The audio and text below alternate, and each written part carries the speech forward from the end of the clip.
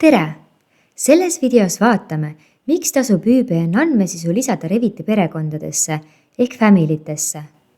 Kui ÜBN andmesisu on Reviti perekonnas, annab see võimaluse andmevälju eeltäita või osaliselt automatiseerida.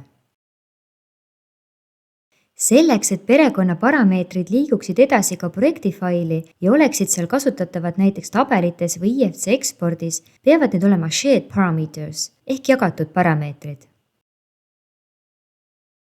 Kasutame Revitis poolt loodud ÜBN andmesisu jagatud parameetrite faili. Kui soovid teada, kuidas sellist faili ise koostada, vaata meie videot ÜBN andmesisu lisamisest Reviti projekti. Teeme näite ukse perekonnas. Sisestame ukse ÜBN andmesisu parameetrid jagatud parameetrite failist. Esimene parameeter on 001 nimetus. Sarnaselt tuleb lisada ka kõik teised uksele mõeldud ÜBN parameetrid. Seejärel tuleks vaadata, kas ÜBN parameetritele saab määrata valemi automaatseks täitmiseks või eeltäita need vastavalt ÜBN juhistele, kas märkega ootel, kui lõplik info veel puudub, või miinusmärgiga, kui väljal puudub väärtus. Kas tuleks eeltäita kõik parameetrid või ainult osa neist, sõltub sellest, kuidas on seadistatud ÜBN andmesisu parameetrite eksportimine IFC-sse.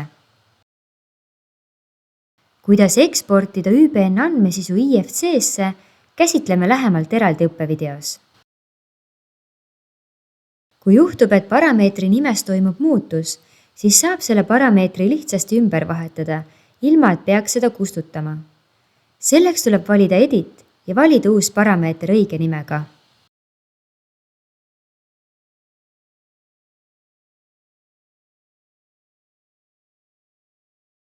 Kui toome eeltäidetud ÜBN andmesisuga ukse projekti, siis näeme, et kõik andmeväljad on täidetud ja kajastuvad uste tabelis.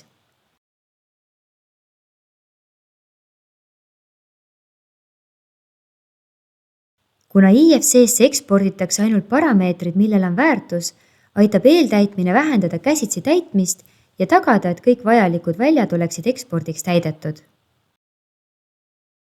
Kokkuvõtteks. Eeltäidetud ÜBN andmesisu Reviti perekonnas vähendab käsitsi andmesisestust. Selliseid PIM-mudeleid küsigi julgelt ka tootjatelt. Aitäh vaatamast!